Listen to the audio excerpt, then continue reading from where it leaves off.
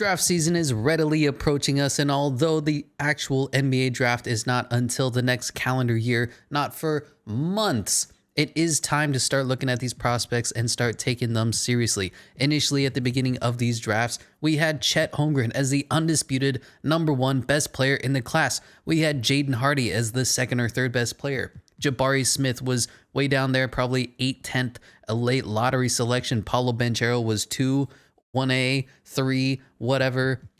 Jaden Ivey was up there. Adrian Griffin, everybody thought he was going to be a top pick. And now if you see where we are, Jabari Smith could be going #1. Chet Holmgren could be going to #3 or #4. There has been a ton of movement, and that's just the way of the lottery draft. Now, there is a bunch of disparity after, we'll say, the top 3. So the undisputed, undoubted top 3 right now is Paolo Banchero, or Banchero. I don't really know how to say his last name. I apologize, Paolo. Jabari Smith, and Chet Holmgren. Now, I would wager to say that Jaden Ivey is in this group as well. He is 1 year older. He's a sophomore at Purdue, but the dude is an athletic freak. John Morant, except taller. The dude has unreal speed, unreal athleticism, a vertical that'll just make your jaw drop, and he's playing on one of the best teams in the country in Purdue while he's one of their best players.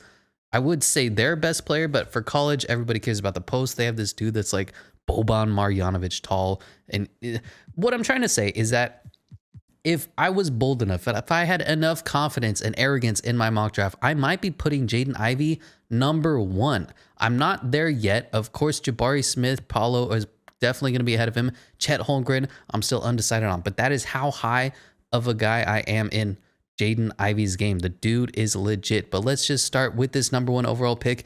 Currently, the Detroit Pistons, as of this recording, have the worst record in the NBA. They are looking for a big man to pair alongside their stud #1 pick. Cade Cunningham has been playing very well. And I think that right now, as of today, Jabari Smith Jr. is the best player of this class.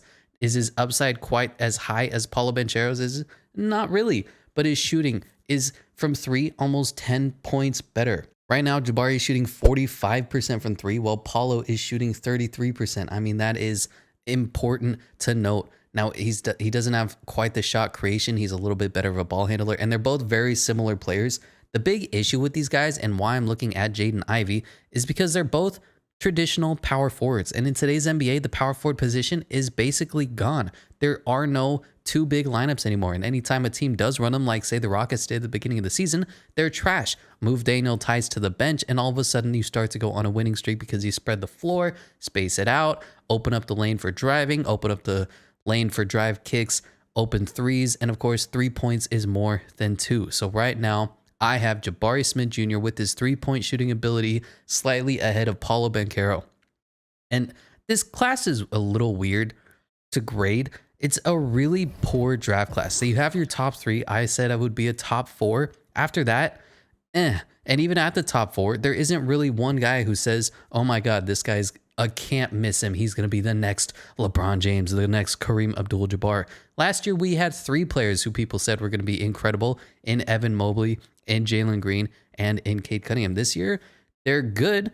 I think this is going to be one of the weakest draft classes. A lot of guys like Terrence Shannon Jr. out of Texas Tech, I believe, or Roko Prakasin, who were late or early second-round picks in last year's draft, now are projected to go inside the top first round. Some of them were even a lottery pick at one point. I believe Terrence Shannon Jr., I saw him be 14th overall. This class is weak. Every single guy has a red flag. Chet Holmgren is supremely inconsistent on offense and weighs 100 pounds. Jabari Smith and Paolo Banchero don't play a position that exists anymore in today's NBA. Jaden Hardy isn't very skilled beyond shooting. Jaden Ivey is a sophomore. Jalen Duren also plays a deprecated position as a traditional center. I mean, there's a lot of guys that have these flags that you say, yeah, he's good. But as for the number 2 overall pick going to the Orlando Magic, and they're kind of in a weird spot for their team as well, but I think you take best player available. Paolo Banchero is my guy here at number 2. Moving on to number 3, I don't know why I said 3 weird, with the Houston Rockets. Now, if this was any other team, I would take Jaden Ivey. I have him that high. I have him ahead of Chet Holmgren, all 112 pounds, dripping wet. Jaden Ivey is my guy, my best player available at this spot. He's just so confident, so smooth when he plays, a freak athlete. The thing is, The Rockets have Kevin Porter Jr. The Rockets have Jalen Green. And all three of them are about the same size. If you want to take Jaden Ivey, about 6'4", 200-ish pounds, athletic, can shoot the ball pretty well.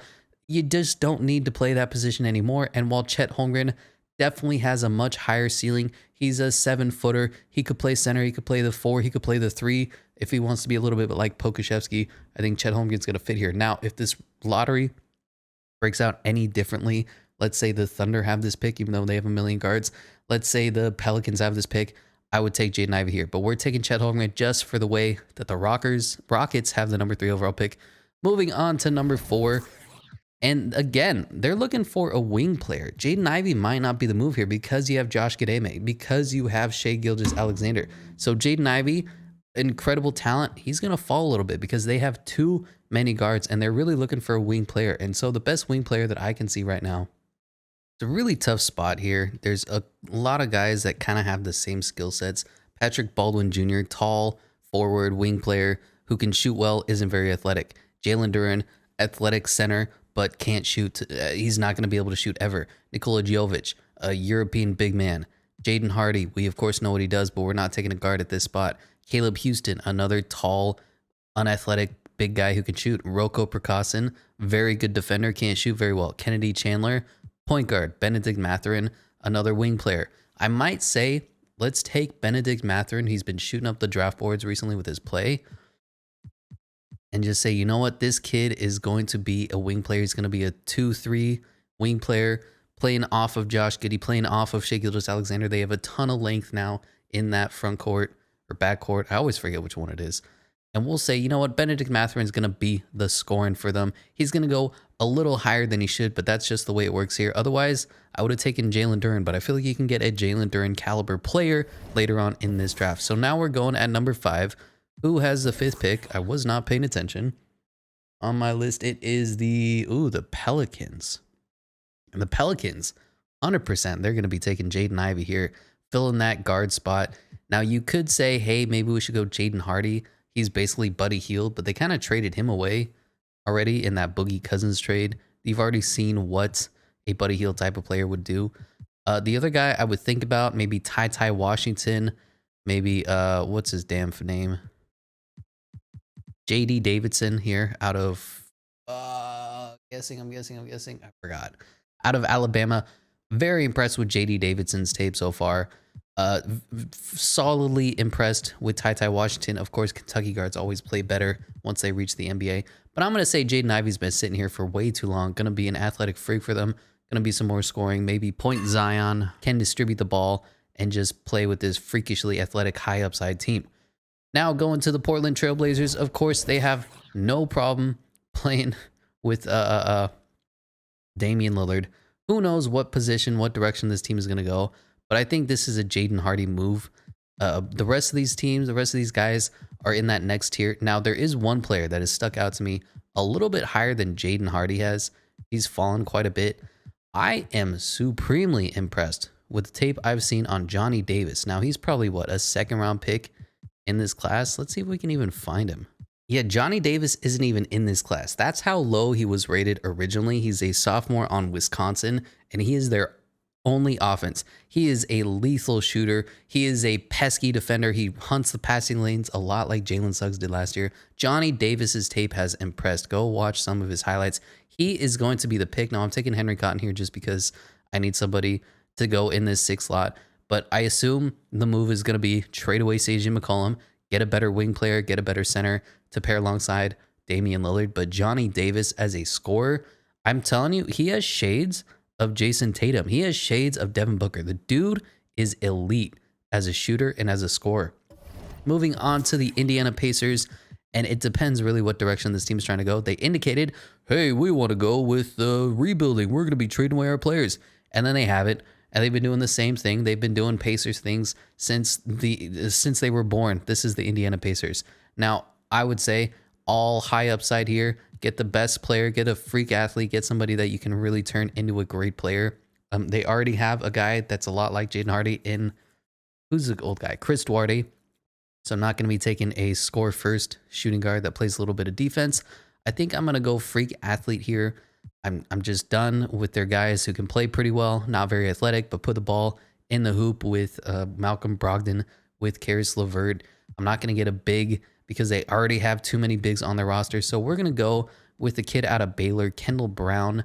He's a freak athlete, cannot shoot to save his life, but his upside is ridiculous. Moving on to the number 8 pick with the Sacramento Kings. How could the Kings fuck it up? I don't know. Probably taking a center in today's NBA where you don't need centers anymore after they signed Alex Len, after they re-signed Rashawn Holmes, the push shot king. We'll give them Jalen Duren just because they're the Sacramento Kings. Now moving on to the number 9 team, the San Antonio Spurs. Of course, with that horribly surprising pick in Josh Primo, they're going all upside. So I think Jaden Hardy would be a perfect landing spot here, but they want somebody who can get their own shot, who's like 7 years old, so they can draft and develop him for basically the next 15 years. They are in full-on rebuild mode. Why? I don't know. So who should we give to them? Obviously, you don't want to get a point guard. Dejounte Murray isn't having an incredible year. Probably want to go big somewhere. Now, I think a Nikola Jovic would be a good spot here, but I'm not really sure how they are about picking up foreign big men. So I'm going to go with Patrick Baldwin, the guy from Milwaukee. He's been having a very uneven year, but he's a big, tall, strong kid, can shoot the three fairly well, and he's going to be able to stretch the floor. They're kind of missing that position. Moving on to the Atlanta Hawks, of course, Trae Young and other. Last year, they did pick up, what's-his-face? Sharif Cooper from Auburn, but he just hasn't quite had time to develop and progress to be their backup point guard. So still backup point guard is an option, maybe a combo guard. Jaden Hardy, of course, could come in and add more scoring. The thing is, I just don't think they need more shooters. They have Bojan Bogdanovic, or is it Bogdan? I don't remember. They have Kevin Huerter. They have Cam Reddish. They have DeAndre Hunter. They're just looking for that next elite talent. Now, I think they should go in the position of picking up another ball handler, another backup guard with high potential. I think Ty Washington is a perfect fit here. He can play alongside Trae Young.